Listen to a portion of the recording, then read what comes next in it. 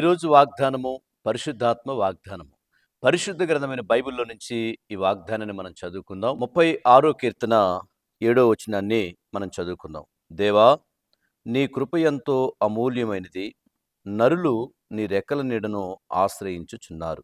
ఈరోజు వాగ్దానము దేవుని కృప ఎంతో విలువైనది. ప్రభునందు ప్రియులారా, ఆ రోజు కీర్తనాధారుడితో ఆ ప్రజలతో మాట్లాడుతూ ఉంటే, ఈరోజు ఆ వాక్యము ద్వారా ఇది వాగ్దానంగా ఈరోజు మనందరితో పరిశుద్ధాత్మ దేవుడు మాట్లాడుతున్నాడు. ప్రభునందు ప్రియులారా, ఈరోజు ఈ లోకములో మనం గమనించినట్లయితే మరి దేవుని కృప చాలా గొప్పది. ఆ కృప మనం పొందుకోవాలంటే దేవుడు మనల్ని ఎంతో ప్రేమించాడండి. ఆ ప్రేమ అగాపే ప్రేమ. మనుషులకున్నటువంటి ప్రేమ లాంటిది కాదు. ఈ ప్రేమను చెప్పాలంటే తల్లిదండ్రుల ప్రేమ కంటే గొప్ప ప్రేమ.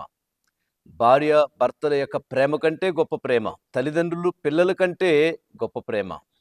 స్నేహితుల యొక్క ప్రేమ కంటే గొప్ప ప్రేమ. అదే అగాపే ప్రేమ. ఎందుకనంటే దానికి దీనికి ఉన్నటువంటి గొప్ప వ్యత్యాసం ఏంటంటే, ఏదన్నా ఒక చిన్న విషయం వస్తే మనుషుల ప్రేమలో మారిపోతాయి. మనుషుల ప్రేమలో ఉన్న మాటలు మారిపోతాయి. కానీ ప్రియమైన దేవుని బిడ్డలారా, మీరు గమనించినట్లయితే దేవుని ప్రేమ అలా కాదు. కొన్నిసార్లు నువ్వు ద్వేషించినా ఆయన చేతులు చాపి నిన్ను పిలుస్తూ ఉంటాడు. అదేనండి దేవుని ప్రేమ. కొన్నిసార్లు నువ్వు అవమానపరిచినా, అవమానంగా జీవించినా, నిందించినా, హేళన చేసినా, ఒకవేళ యూదులు ఒక్కమారే సిలువేశారు కానీ మనం యేసుక్రీస్తుని అనేక విధాలుగా సిలువేస్తాం. కానీ నా ప్రియ దేవుని బిడ్డలారా, ఆయన మరలా మనల్ని ప్రేమించేవాడండి.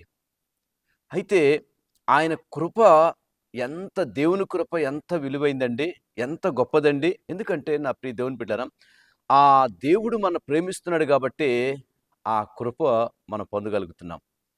మరి నిజంగా ఒక ప్రాంతంలో ఒక స్టూడెంట్ ఉన్నారు, ఓ బాలిక. ఓ స్టూడెంటు తన జీవితంలో ఓ పేద వ్యక్తి. అందరూ తను చూసి ద్వేషించేవాడు.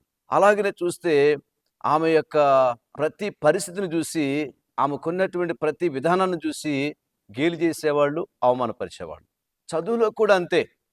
ఇంక నీ చదువు మధ్యలో ఆగిపోతుంది, ఇక నువ్వు డబ్బులు కట్టలేవు అని చాలా హేళన చేసినటువంటి వాళ్ళు ఉన్నారండి.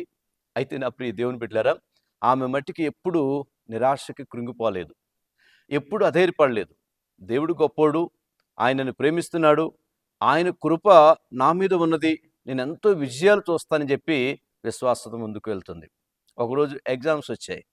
ఆ ఎగ్జామ్స్లో కూడా ఆమె ఏమీ అధైర్యపడలే. అందరూ గేలి చేశారు. నీకేం మార్కులు వస్తాయి, నువ్వేం చదువుతావు, నువ్వేం పాస్ అవుతావు, నువ్వేం రాస్తావు. కానీ ఆమె ఎప్పుడు అధైర్యపడలే.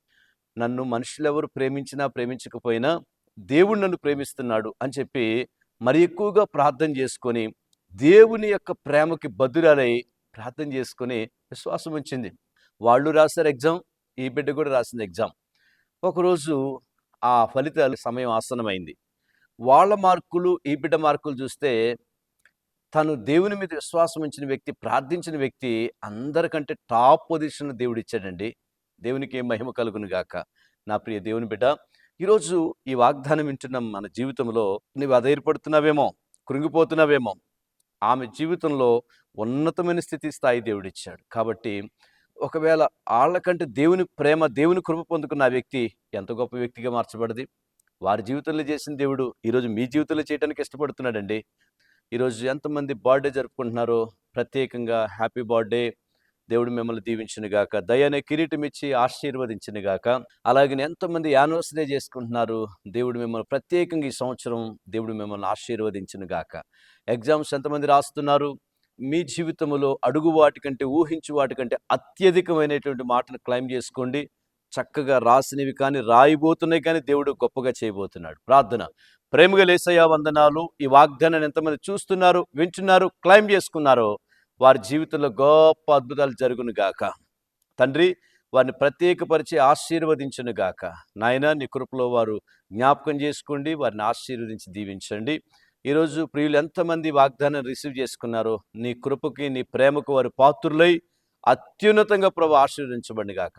యేసు నామములో ప్రార్థిస్తున్నాం తండ్రి, ఆమేన్.